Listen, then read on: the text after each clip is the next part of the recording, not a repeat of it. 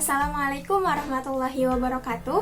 Perkenalkan, nama saya Indah Nur Aeni, NIM 39 dari kelas Pendidikan Kimia 5B. Pada video kali ini saya akan melakukan 2 praktikum untuk memenuhi tugas mata kuliah biokimia. Di masa pandemi seperti sekarang ini, kita tetap bisa melakukan praktikum walaupun tidak di laboratorium. Kita bisa melakukan praktikum di rumah dengan menggunakan alat-alat dan bahan yang ada di sekitar kita. Judul praktikum yang pertama yaitu uji ketidakjenuhan lemak pada bahan pangan, dan judul praktikum yang kedua yaitu uji sederhana kandungan lemak pada bahan pangan dengan menggunakan metode kertas. Baik, langsung saja ke praktikum yang pertama yaitu uji ketidakjenuhan lemak pada bahan pangan. Tujuan dari dilakukannya praktikum ini yaitu untuk mengidentifikasi ketidakjenuhan lemak dilihat dari perubahan warna pada sampel setelah diteteskan larutan iodin atau betadin. Alat dan bahan yang digunakan diantaranya ada wadah plastik atau gelas plastik, kemudian ada betadin atau larutan iodin, kemudian minyak goreng, kemudian susu UHT, lalu ada santan, margarin, dan kuning telur. Untuk langkah kerjanya, pertama-tama siapkan alat dan bahan yang dibutuhkan, kemudian tempatkan masing-masing sampel pada wadah dan beri label. Lalu teteskan larutan iodin atau betadin sebanyak 5 tetes pada masing-masing sampel. Pertama, kita teteskan betadin pada minyak goreng, kemudian pada susu UHT, santan, margarin, dan kuning telur.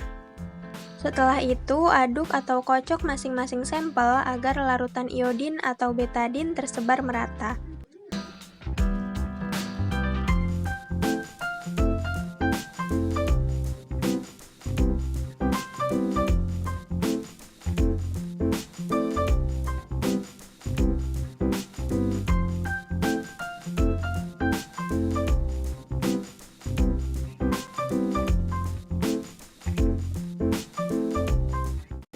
Langkah terakhir yaitu amati perubahan warna yang terjadi pada setiap sampel.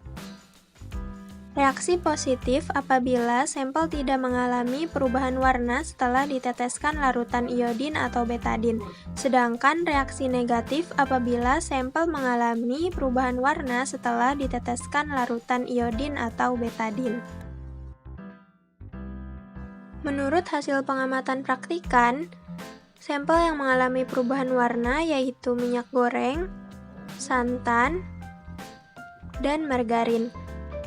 Hal ini menandakan bahwa ketiga sampel tersebut bereaksi negatif, yaitu apabila sampel mengalami perubahan warna ketika ditetesi larutan iodin, yang berarti bahwa sampel tersebut mengandung asam lemak jenuh.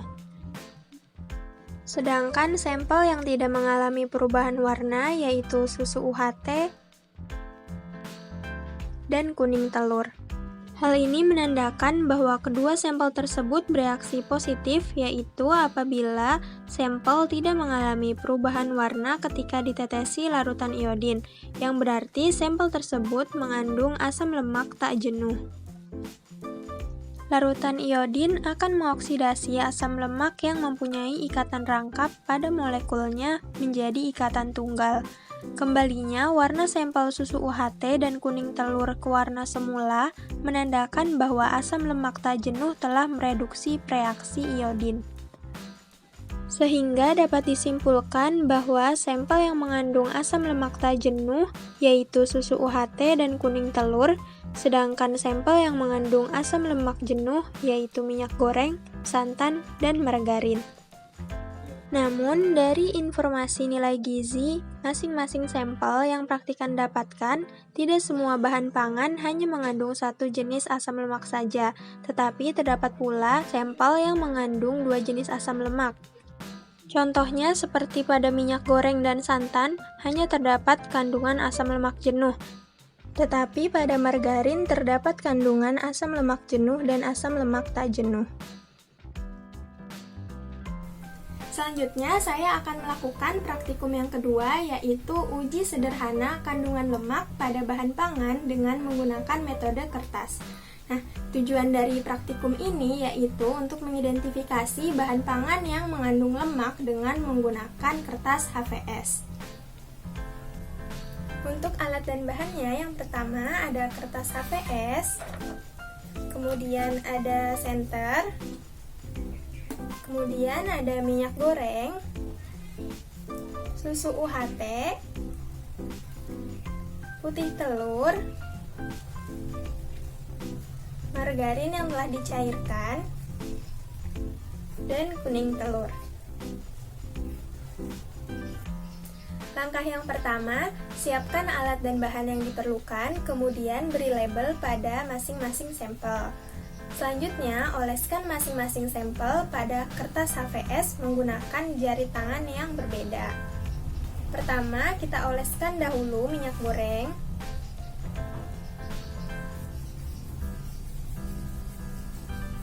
Kemudian susu UHT.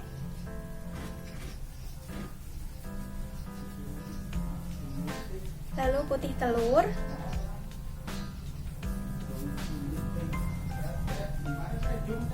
Selanjutnya margarin dan kuning telur.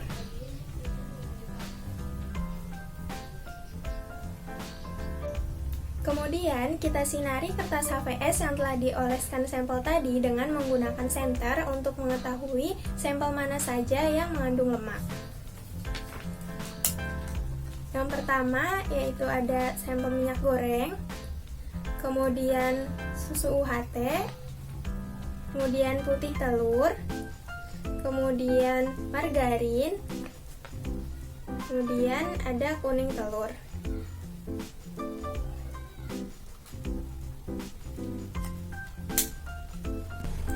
Jika kertas HVS menjadi transparan, maka sampel tersebut mengandung lemak. Pada percobaan ini, sampel yang terlihat jelas menyebabkan kertas HVS menjadi transparan, diantaranya yaitu sampel minyak goreng, kemudian susu UHT, kemudian margarin, dan kuning telur. Putih telur tidak menyebabkan kertas menjadi transparan, namun bukan berarti putih telur tidak mengandung lemak, tetapi putih telur mengandung lemak yang lebih sedikit. Bekas noda dan transparansi pada kertas HVS menandakan bahwa sampel mengandung lemak. Hal itu dapat terjadi karena sampel yang mengandung lemak tidak dapat menguap pada suhu kamar dan akhirnya meninggalkan bekas noda dan membuat kertas menjadi transparan. Maka berdasarkan percobaan dapat disimpulkan bahwa terdapat 4 sampel yang mengandung lemak, yaitu minyak goreng, susu UHT, margarin, dan kuning telur. Dan terdapat 1 sampel yang mengandung sangat sedikit bahkan tidak mengandung lemak, yaitu putih telur. Dan jika diurutkan berdasarkan jumlah kandungan lemak dari yang tertinggi ke terendah, yaitu urutan pertama minyak goreng, kemudian margarin, kuning telur, susu UHT, dan yang terakhir putih telur. Sekian uji sederhana kandungan lemak kali ini. Terima kasih atas perhatiannya, kurang lebihnya mohon maaf. Wassalamualaikum warahmatullahi wabarakatuh.